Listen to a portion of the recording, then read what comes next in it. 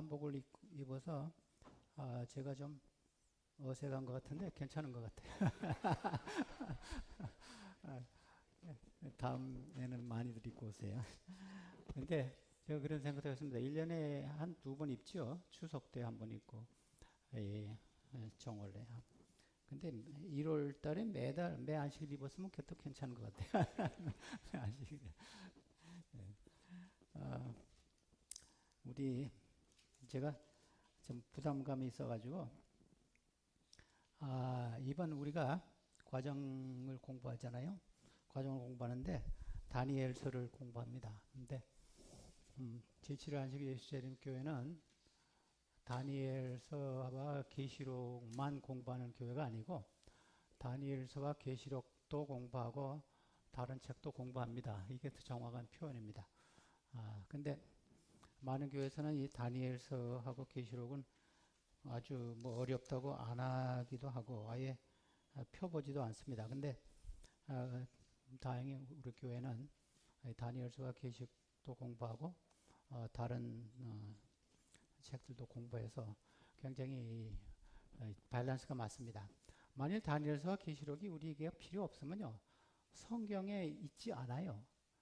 근데 성경에 하나님이 주셨으니까 우리가 다니엘서 공부해야 돼요. 계시록도 공부하고. 그래서 어떤 목사님이 뭐 성경 공부를 하러 갔더니 우리 뭐 공부하셨습니까? 그러니까 성경을 많이 하더라고요. 우리 계시록 합시다 하니까 그거 어려워서 안 돼요. 그러니까 그 목사님이 가위 가져라고 내가 이거 찢어버리게. 그러니까 그랬대요.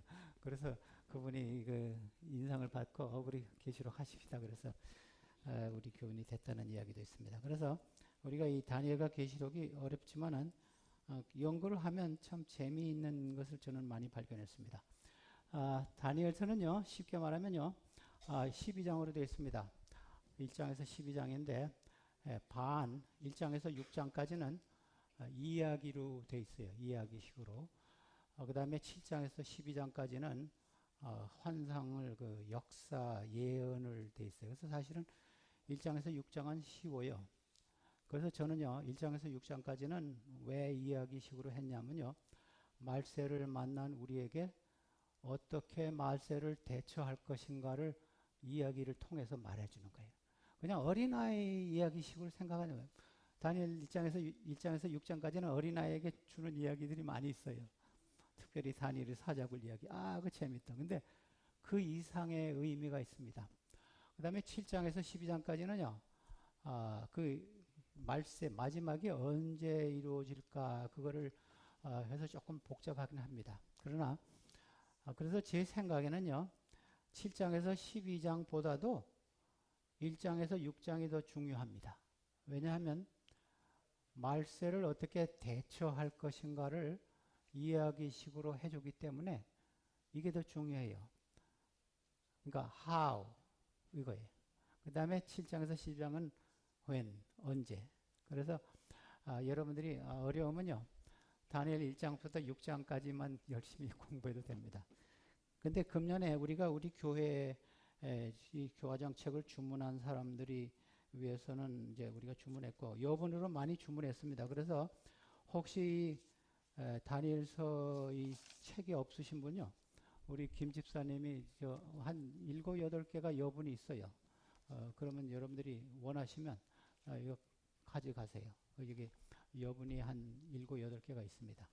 그래서 이걸 공부하세요. 근데 지금 3과까지 했습니다. 3장까지. 오늘 3장, 이거 다음부터 4장 하는데 제가 이 한번 1장에서 6장까지를 여러분들에게 쉽게 이야기했어요. 1장은요, 다니엘이 포로에 잡혀가지고 어떻게 왕과 아리옥에게 대처해가지고 왕의 그 술을 먹지 않고 그 다음에 지혜가 이 다른 그 동료보다도 10배가 어떻게 많아졌는가 그 이야기가 나와요.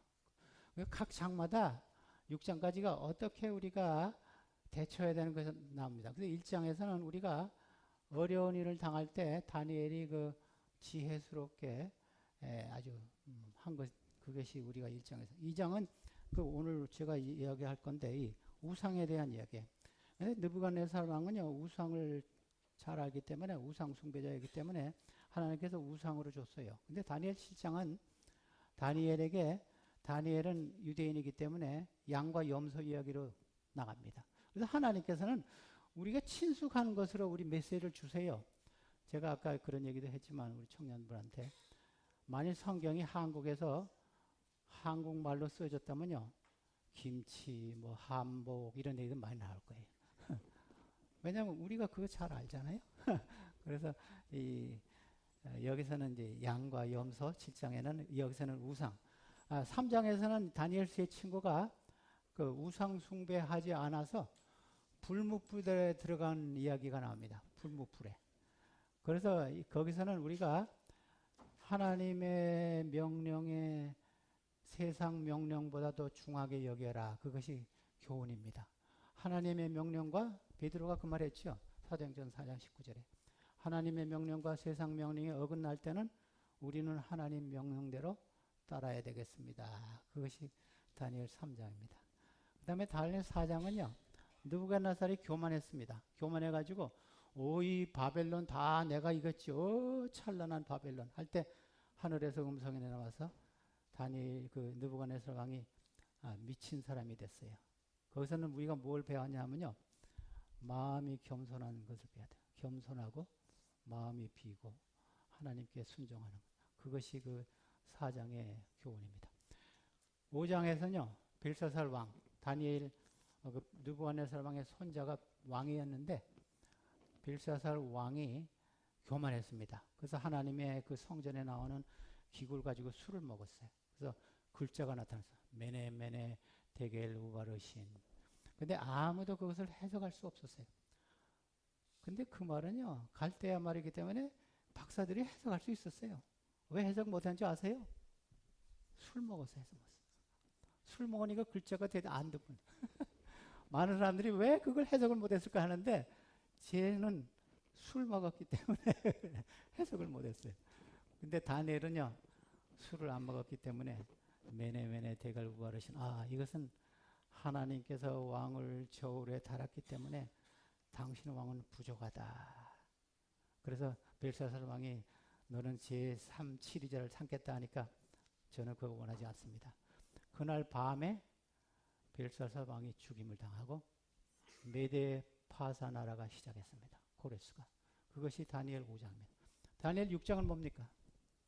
다니엘이 사자굴에. 그래서 그 6장의 교훈은 뭐냐면요.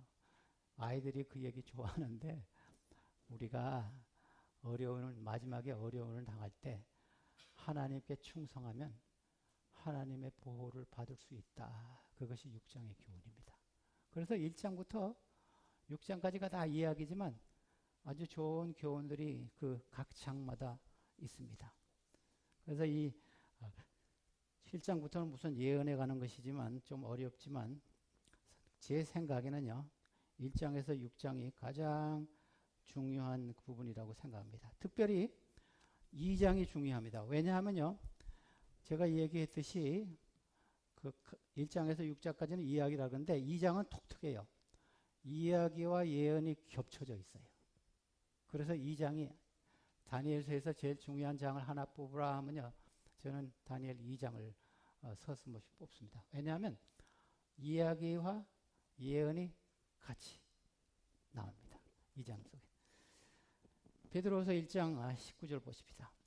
예언은 우리에게 더 확실한 예언이 있어요. 성경에 있는 예언들이 확실합니다. 이게 뭐 어렵다고 생각하지 마세요.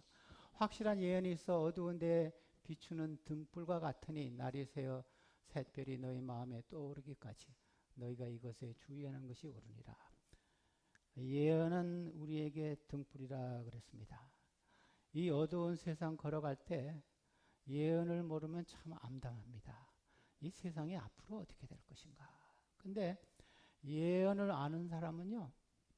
샛별이는 예수님입니다. 예수님도 우리 마음속에 떠오르고 거침없이 걸어갈 수 있어요. 그래서 저는 예언을 요새 우리가 잘 쓰는 내비게이션이 아닌가 그런 생각이에요. 내비게이션. 그래서 내비게이션만 있으면 우리가 어디나 오늘 저녁에 우리 조장로님 집에서 신년회 할 때 어디지? 묻는 사람 아무도 없어요. 지도 주세요. 셀폰에 내비게이션. 예언이 우리 등불을 비치는 내비게이션이다 그랬습니다. 근데 2장이 굉장히 긴 장입니다. 제가 이걸 한 서너 번 나눠서 할까 그러다가 한꺼번에 하려고 지금 시도를 하는데 1장 1절부터 49절까지 있어요. 굉장히 긴 장입니다. 그래서 제가 좀 분류해 봤습니다.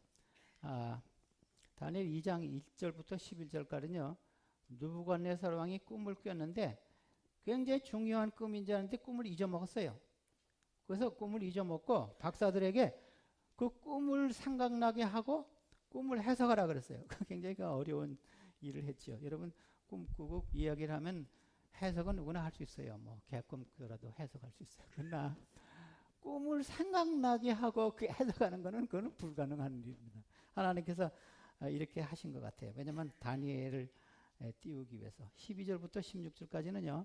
무능한 박사들의 무력을 나타내고 하늘의 지혜를 나타내면서 이 사형하라 죽이라 그래 놓고 사형을 취소한 이야기가 12절부터 16절까지 나옵니다. 그 다음에 17절부터 23절까지는요. 하나님께서 다니엘에게 꿈을 보이시고 다니엘이 하나님을 찬양하는 것이 그 17절부터 23절까지 나옵니다. 여러분 이거 받으시면요. 이거 제가 이따 따라 하니까 아주 쉽습니다. 그 다음에 24절부터 35절까지는 다니엘이 왕에게 꿈을 전달하고 알립니다. 그래서 왕 앞으로 인도되고 왕에게 꿈을 말합니다. 그래서 24절부터 45절이 제일 중요한 부분입니다. 꿈에 대한 이야기를 하고 해석하는 것이 36절부터 45절까지 꿈을 해석합니다. 그래서 제 생각에는 그 해석한 부분이 제일 다니엘서 2장의 제일 중요한 부분입니다. 그래서 역사주의적인 해석 방법이 옳다는 것을 여기서 증명이 합니다. 우리 교회에서는 역사주의적인 해석 방법, 역사주의적인 뭐냐면요. 이 예언이 역사적으로 쭉 해서 이루어진 것도 있고 지금 이루어지는 것도 있고 앞으로 이루어질 것이 있다. 그것이 역사주의거든요. 우리가 그런 태도를 가졌습니다. 근데 과거주의나 미래주의는 많은 교회에서 그걸 하는데 과거에 다 이루어졌다. 또 미래에 이룰 것이다. 이렇게 하는 방법이 있습니다. 근데 그게 틀린 방법입니다. 근데 역사주의적인 방법이 옳다는 것이 다니엘 2장 36절에서 45절에서 우리가 꿈을 해석하는 데서 찾아낼 수 있습니다. 그 다음에 46절부터 49절까지는요. 다니엘과 친구들이 승진하는 그런 이야기가 나옵니다. 그래서 우리 다니엘 2장 1절 봅시다. 다니엘 2장 1절을 보면 느부갓네살이 다스린 지 2년 되는 해에 느부갓네살이 꿈을 꾸고 그로 말미암아 마음에 번민하여 잠을 이루지 못하니라. 하나님께서 중요한 꿈이라고 이 꿈속에서 아마 보신 것 같아요. 굉장히 중요한데 생각이 안 난다. 그래서 제가 여러분들에게 개요를 다 얘기했는데 제가 이제 몇 성경절은요. 다니엘의 그 태도를 좀 연구하려고 합니다. 다니엘이 이 꿈을 이제 하나님께 기도해서 아는데 다니엘의 태도는 우리가 제가 1장에서 6장까지는 마지막 시대를 사는 사람들의 그 교훈이라 그랬잖아요.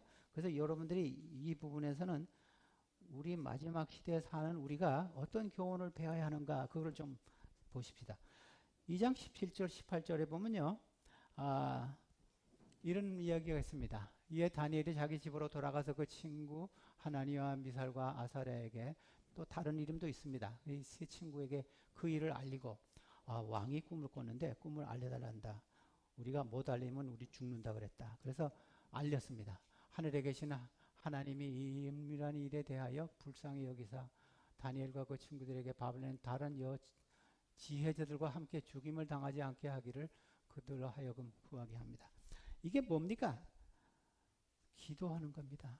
어려운 일을 당할 때 우리가 첫째로 해야 할 것은요. 기도하는 겁니다. 근데 다니엘이 자기 혼자 기도하지 않았어요. 함께 기도해요. 합심기도. 혼자 하는 기도도 힘이 있지만 합심기도는 더 힘이 있습니다. 그래서 자기하고 같이 유대 나라에서 포로로 온 자들을 찾아가서 아마 제 생각에는 다니엘이 그 박사들 죽였겠지만 훈련 기간이 3년인데 3년 딱 끝나고 나서 다니엘은 영어로 하면 루키, 초년생명이라 그 다니 왕이 말할 때 잊지 않았어요. 그래서 그 명령을 듣고 다니엘이 자기 친구를 찾아가서 우리 기도합시다. 하나님께 기도합시다. 그래서 마태복음 18장 20절에도 두세 사람이 모여서 기도하는데 내가 그들 중에 함께 하겠다 그랬습니다. 그래서 이것이 우리가 첫째 어려운 일을 당할 때 제일 처음으로 한 것은요, 함께 합심하여 무릎을 꿇는 것입니다. 그 다음에 2장 20절, 그 두 번째로 다니엘이 한 것은요, 다니엘이 말하여 이르되 영원부터 영원까지 하나님의 이름을 찬송할 것은 지혜와 능력이 그에게 있음이로다. 하나님에게 영광을 돌리는 것입니다. 마태복음 5장 16절에도 너희가 착한 일을 한 다음에 하나님에게 영광을 돌리도록 하라. 근데 많은 사람들이요, 하나님에게 영광을 돌리는 일, 그걸 잘 하지 않아요. 무슨 문제가 해결하면요, 자기가 어떻게 잘해가지고 된 줄 알아요. 근데 모든 문제의 해결과 모든 병의 고침, 모든 것은 다 하나님께서 하시는 겁니다. 어려운 문제들 해소하고, 경제적인 문제 해결, 형제 간의 문제 해결. 이 다니엘은 이 어려운 문제를 해결할 때, 하나님이 하셨구나. 이것이 우리의 태도가 되어야 되겠습니다. 그 다음에 24절에 보니까 다니엘이 또 하고 있습니다. 다니엘이 왕과 지혜자들을 죽이라 명령한 아리옥에 가서, 이 왕 아리옥은 그때 군대 아마 호위 대장인 것 같아요. 호위병. 가서 그에게 이르되 바벨론 지혜자들을 죽이지 말고. 사실 이 바벨론 지혜자들은요, 다니엘하고 라이벌 관계입니다. 그놈들 잘 죽어라. 근데 제일 처음으로 요청한 것이 자기와 자기 친구들을 살려달라, 그것보다도 다른 동료 지혜자들을 죽이지 말라. 사실 저는 성경에서요, 이런 기사를 많이 봅니다. 그리스도인들 때문에 그리스도인이 아닌 사람들이 유익을 많이 받아요. 여러분 그거 아세요? 저는 지난번에도 어디 과정 공부하면서 그 얘기했지만, 왜 셀폰이나 이런 게 막 생긴 줄 아세요? 그거 가지고 전도하라고 그런 거예요. 카톡 왜 생긴 줄 아세요? 전도하라고. 다른 사람들은요, 우리 겹불 째는 겁니다. 겹불 째는 거예요. 근데 사람들은 이거 뭐 애플 사장이 만들었지. 하나님께서. 그래서 이 다니엘의 그 친구 지혜자들은요, 다니엘 때문에 죽지 않았어요. 사도행전 27장에 보면요, 사도 바울이 로마로 가는 길이었습니다. 로마로 가는 길에 풍랑을 만났는데 하나님께서 살려줬어요. 근데 하나님께서 하신 말씀이 있어요. 사도행전 27장 24절에 보면요, 바울아, 하나님께서 두려워하지 말라. 내가 가이사 앞에 서야 하겠고 또 하나님이 너와 함께 행하는 자들을 다 살려주셨다 그랬어요. 거기 많은 선원과 제술과 많은 사람들이 탔지만 하나님께서 왜 그 배를 풍랑 맞고 파손되지 않았어요? 바울 한 사람 때문에 살아났습니다. 그래서 이 다니엘의 그 다른 그 지혜자들도 다니엘의 믿음 때문에 살아났습니다. 다니엘의 믿음 때문에. 다니엘 2장 28절. 저는 여기 이 말씀 속에서 오직 은밀한 것을 나타내시는 하늘에 계신 하나님이시라. 그가 느부갓네살 왕에게 후일에 될 일을 알게 하셨나이다. 왕의 꿈 곧 왕이 침상의 머릿속에서 받은 환상이 이러하니라.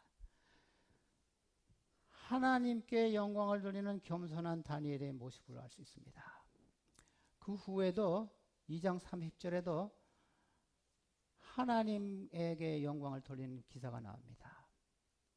그래서 우리 말세를 만난 우리에게 참 이 겸손한 다니엘의 교훈과 태도를 보여야 합니다. 하나님께서 그래서 왕 앞에 가서 제가 꿈 알아냈습니다. 꿈이 이렇습니다. 이렇게 안 했어요. 그 말하기 전에 하나님께서 우리에게, 저와 제 친구들에게 꿈을 주셨습니다. 해석도 주셨습니다. 야고보서 4장 10절에 보면요, 주 앞에서 너희가 겸손하라. 그러면 때가 되면 하나님께서 너희를 높이시리라. 주님 앞에서 우리가 겸손한 태도를 가져야 되겠습니다. 2장 31절에 보면요, 왕이여 왕이 큰 신상을 보셨나이다 그랬습니다. 근데 여러분 성경에 뭐 빠진 게 있어요?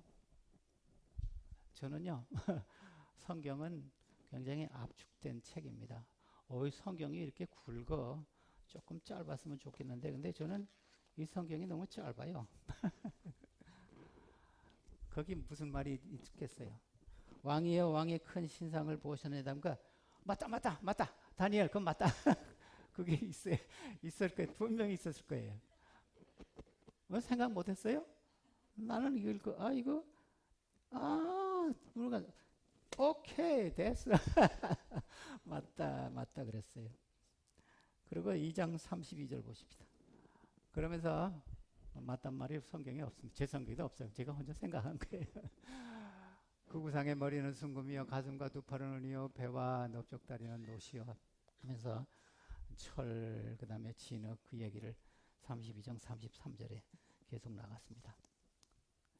근데 이 부분을 가지고 많은 사람들이 연구를 많이 합니다. 머리는 순금이고 금은 무엇인가? 바벨론이다. 625년에서 540년이다. 두 팔과 가슴은 은이고 이것은 메도 페르시아다. 540년에서 어떤 학자는 아니다. 이 언다가 틀리고 300 이거 맞다. 알기를 많이 합니다. 머리와 넓적다리는 노시인데 이거는 저 헬라고 331년부터 168년까지다. 뭐 종아리는 쇠인데 이거는 철이고 이거는 로마다. 168년에서 주후 476년까지다. 그 다음에 발은 무엇인가? 새와 이 흙이 섞인 것은 열나라인데 여러 나라인데 주후 476년 이후의 일이다. 이걸 가지고 굉장히 왈가왈부합니다. 근데 이제 제가 더 이야기하겠지만 이게 큰 문제가 되는 건 아닙니다. 사진 나옵니다. 이거 가지고요, 이걸 사진을 보면 이것이 대강 우리가 그러니까 여러분들이 아시면요, 그냥 바벨론, 메데 파르시아, 헬라, 로마, 그 다음에 열국 이렇게 하시면 돼요. 뭐 그거를 연대를 다 학자마다 연대 가지고 서로 왈가왈부하는데 그냥 연대는 제가 옛날에 다니엘 공부할 때는 연대를 외우느라고 애썼는데 사실 이건 굉장히 중요한 게 아닙니다. 제가 왜 다니엘 2장에 흥미가 있는지 아세요? 제 개인적인 이야기를 하자면요, 제가 신학대학원 다닐 때 우리 교수 하젤 박사라는 사람이 있었습니다. 근데 이분은 유명한 학자인데 돌아가셨어요. 1990 몇 년에 돌아가셨어요. 교통사고로. 이분 아버지가 나치 군인으로 일했습니다. 목사님인데 나치 하에 독일 군사를 일했는데 이런 말을 했어요. 그분은 우리 교인인데 자기 상관에게 독일 이 전쟁에서 집니다 그랬어요. 그러니까 이 장관이 그래? 너 그거 어떻게 알아? 다니엘 2장에 있습니다. 그래? 그러면 내가 서양사를 전공한 군인이 여기 하나 있는데 너하고 서양사 전공한 군인하고 나하고 셋이서 한번 만나자. 그래가지고 만났어요. 만나가지고 하젤 박사 아버지, 서양사 전공한 사람, 그 다음에 그 장군 셋이 모여가지고 하젤 그 아버지한테 설명하라 그랬어요.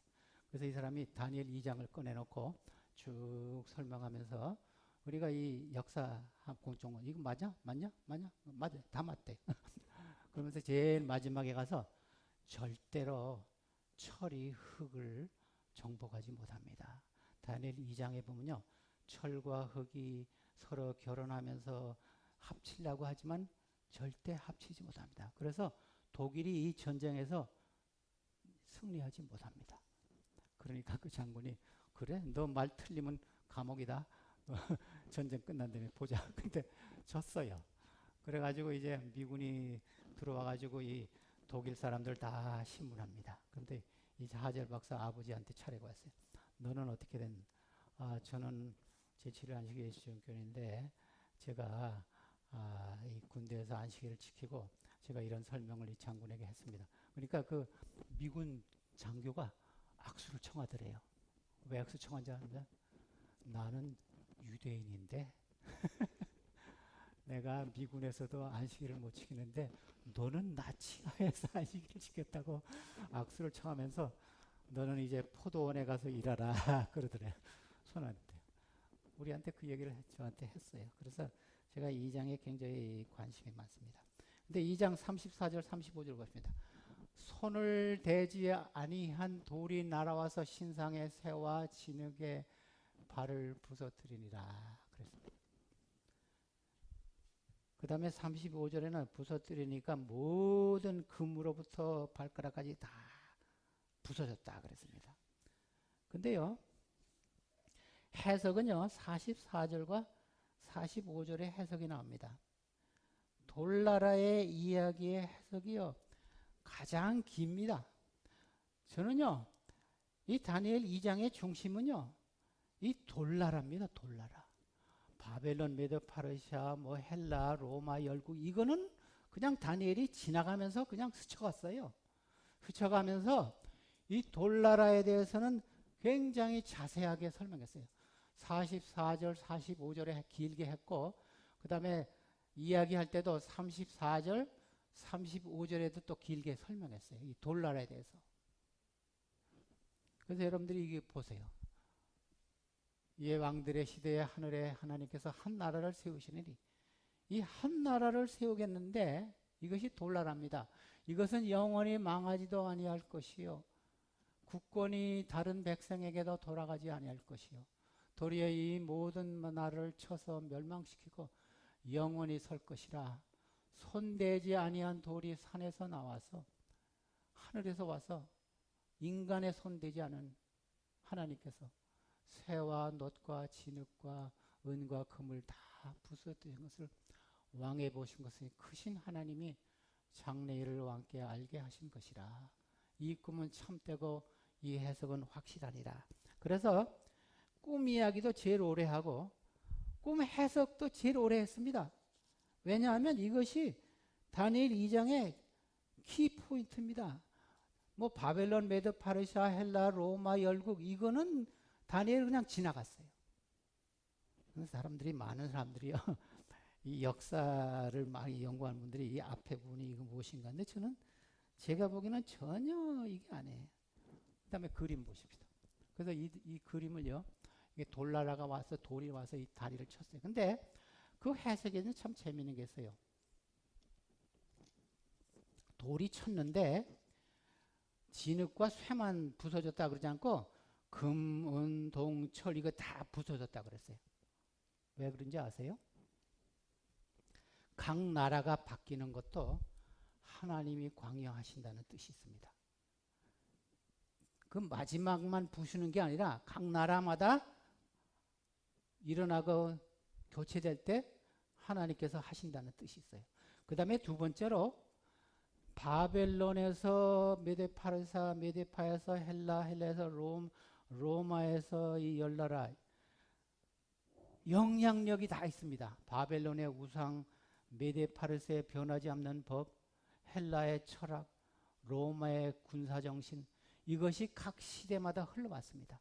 이것이 마지막 시대까지 있는데 예수님의 재림으로 이 모든 것을 다 부순다는 겁니다. 그래서 여기 철과 동과 금 이런 것이 다 이 돌나라로 인해서 부서진다 그랬습니다. 영원한 돌나라, 교체되지는 않은 왕국이라 그랬습니다. 우상 숭배, 메데파르스의 강한 법, 헬라의 세상 철학, 로마의 군대 정신. 근데요, 제가요 이것을 생각하면서요 여러 가지 생각을 했습니다. 우리가 이 금에서부터 흙까지 올 때는요 변화가 있었어요. 여러 가지. 나라가요 찬란한 좋은 나라에서 자꾸 나쁜 나라로 됩니다. 그 다음에 영토가 확장합니다. 바빌론 나라는 영토가 작았는데 로마에서는 영토가 확장해요. 근데 또 한 가지는요. 이 가치가 떨어집니다. 가치가. 금에서부터 흙까지. 여러분들 이 세상에 살 때 좋아지는 것 같습니까? 나빠지는 것 같아요? 나빠져요. 점점 나빠져요. 바벨론에서요. 근데 어떤 사람, 우리 문화가 발달하는데 저는 그렇게 생각하지 않아요. 여러분 경주에 가면요, 우리 선조들이 더 머리가 똑똑한 걸 알 수 있어요. 석굴암이 첨성대. 그 다음에 페루의 리마 한번 여행, 저도 한 몇 년 전에 가봤는데, 그렇게 오래전에 잉카 문명을 보니까 지금도 할 수 없는 일을 했더라고요. 그 큰 바위를요, 어떻게 그까지 우리는 배낭 지고도 올라가기 힘든데, 그 큰 바위를. 이집트의 피라미드. 옛날 사람 머리가 더 나쁘다고 생각하세요? 아마 지금 요새는 잔재주가 많이 생긴 것 같아요. 잔재주. 그래서 더 좋아진다는 것은 저는 인정할 수 없어요. 컴퓨터가 생긴 거는 모르겠지만. 누가복음 20장 17절 18절에 보면요. 이 돌나라는 예수님의 재림으로 설명했습니다. 누가? 그들이 보내어 예수님께서 자신이 예수님 스스로가 기록된 바 건축자의 버린 돌이 모퉁이 머릿돌이 되었느니라. 무릇 이 돌 위에 떨어진 자는 깨어지겠고 이 돌이 사람 위에 떨어지면 그를 가루로 만들어 흩어지리라 하시니라. 그래서 예수님 자신도 이 돌은 자기라 그랬습니다. 예수님. 그 다음에 고린도전서 10장 4절에도 사도 바울은 반석은 그리스도라 그랬습니다. 돌은 그리스도라 그랬어요.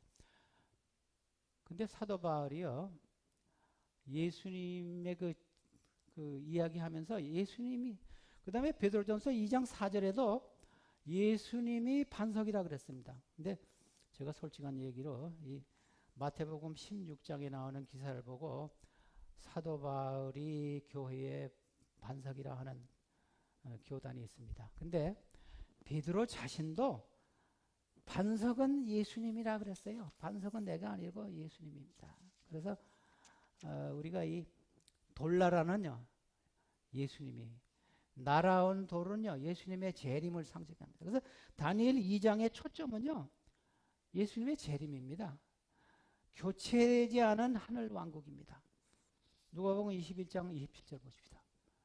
예수님이 구름을 타고, 이 구름을 타고 능력과 영광으로 오신다. 구름을 타고 오니까 손대지 않은 날아오는 돌을 연상합니다. 근데 많은 사람들이요, 예수님이 구름 타고 오신다. 그런데 여러분 구름 타고 오실 것 같습니까? 제가 이야기하면 어떤 사람은 오해하는 사람이 있는데 시편 18편 보십시다. 시편 18편 10절 보면요, 구름을 타고 나으시며 그랬어요. 그래서 예수님께서 오실 때 물론 구름 타고 온다고도 믿었지만 저는 천사들을 타시고 오신다 했습니다. 여기 이런 말씀이 시편 18편 10편의 그 비슷한 말씀이 성경에 여러 군데 있어요. 천사들과 함께 오시는 모습이 구름같이 보이니까 막 구름 타고 오신다 그렇게 생각합니다. 금은 동철이 강도가 떨어진다 그랬어요. 나라도 강도가 떨어지고 저는요, 교회 상태도 가치가 떨어진다고 생각해요. 교회 상태도. 여러분, 제가 솔직하게 이야기하지만요, 제가 지난주에 어느 저 콜로라도 사는 장로님이 저한테 전화했더라고요. 무슨 전화를 했냐면 한 1시간을 저한테 우리 교회 상태가 지금 나빠진다고 걱정을 해요. 근데 제가 이야기할 기회도 안 주고 계속해서 제 이야기를 못했어요. 제가 이 이야기 하려고 그랬어요. 장로님, 역사적으로 보면, 예언상으로 보면 교회 상태도 나빠집니다. 우리가 에베소 교회로 돌아갈 수 없습니다. 우리는 라오디게아 교회입니다. 빌라델피아 교회도 될 수 없고 사대 교회도 될 수 없고 서머나 교회도 될 수 없습니다. 그 얘기를 하려는데 듣기만 하다가 1시간 듣기만 하고 끝났어요. 여러분 다른 사람하고 전화할 때 이야기할 기회를 좀 주세요. 솔로몬과 같이 듣는 기회를 좀 주세요. 참 지금 교회도요 타락합니다. 교회도 여러분들 우리 노을스교회가 부흥해서 좀 나도 같이 거기 참여하고 싶다. 저는 그런 생각하지 마세요. 대총회가 좀 부흥돼가지고 대처장이 영감 있는 사람이 우리를 다 부흥시켰다. 사회, 국가도 점점 타락하지만 이 다니엘 그 계시록 2장 3장에 나오는 그 7교회도 또 여기서도 교회도 타락합니다. 교회도. 손대지 아니한 하나님의 돌이 내리기까지 타락의 길은 사회나 교회나 국가나 걷고 있습니다. 미국도 그렇고 한국도 그래요. 거짓 선지자들이 많이 생기고 예수님의 이름을 팔아서 자기의 유익을 구하는 살인 목사도 많이 생기고 거짓 선지자 하나님의 말씀이 줄어든다 그랬습니다. 아모스 8장 11절에 하나님의 계명이 없어지겠다고 했습니다. 마태복음 24장 12절에 강단에서 사라지고 교회에는 영적 부흥이 일어날 것은 저는 생각하지 않습니다. 그러면 무엇이냐? 에스겔 14장 14절 보십시다.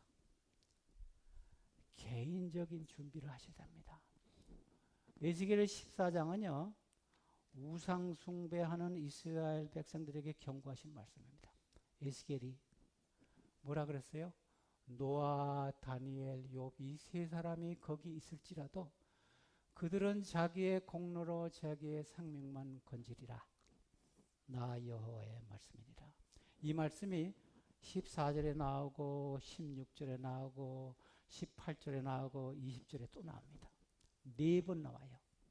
왜 4번 나옵니까? 개인적인 준비하라는 겁니다. 국가나 나라가 부흥되고 영적으로 그렇게 하지 말. 그걸 기대하지 말고 개인적인 준비를 하라. 개인적으로 말씀을 연구하고 개인적으로 기도하고 가정에서 부흥을 일으켜라. 그것이 하나님의 말씀, 이 계획입니다. 이것이 교회, 노을스베이 교회가 부흥돼서 우리 신앙에 도움을 받다고는 여러분들 그렇게 생각하지 마세요. 물론 저는 하나님의 말씀을 여기서 전하겠지만 다니엘 2장의 메시지가 그것입니다. 누가복음 21장 36절 보십시다. 이러므로 너희는 장차 이 모든 일을 능히 피하고 인자 앞에 서도록 항상 기도하고 깨어 있으라. 근데 여기 보면요, 그 영어로는요, watch and pray 그런 말이에요. watch and pray. 제가 재미있는 이야기 하나 할까요? 어떤 사람이 자기 친구에게 나는 기도하는 시간이 없어. 그러니까 그 친구가 뭐라 그런지 알아요? watch and pray. 당신 살다가 시간 보지? 시간 볼 때 기도하세요. 몇 시인가? 기도. watch and pray. 그래서 저는요, 저는 여러분들이 제의하겠어요. 하루 3번 식사할 때 하나님 말씀 좀 생각하세요. 내가 하나님 말씀 먹었는가? 시간 보실 때 내가 기도했는가? 또 무릎을 꿇을 때 여러분 일하다가 일상생활에 무릎 꿇을 시간이 있죠? 뭐 집을 때. 그럴 때 내가 기도했는가 생각하세요. 로마서 13장에 있는 말씀 제가 마지막으로 읽고 마치겠습니다. 로마서 13장에 사도 바울이 구원의 때가 가까웠다는 것을 알고 로마에 있는 사람들에게 이런 말씀 줘. 또한 너희가 이 시기를 알거니와 자다가 마땅히 깰 때가 되었으니 이는 이제 우리의 구원이 처음 믿을 때보다 더 가까웠습니다. 밤이 깊고 낮이 가까웠으니 그러므로 우리가 어둠의 일을 벗고 빛의 갑옷을 입자. 낮에와 같이 단정히 행하고 방탕하지 출치하지 말며 음란하거나 허색하지 말며 다투거나 시기하지 말고 오직 주 예수 그리스도로 옷 입고 정욕을 위하여 육신의 일을 도모하지 말라.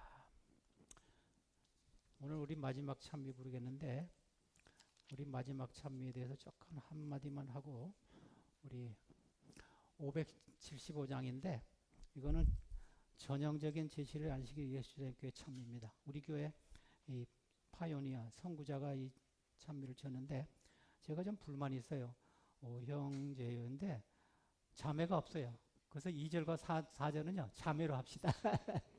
1절과 1절과 3절은 형제로 하고 2절과 4절은 오자매 이렇게 하십시다.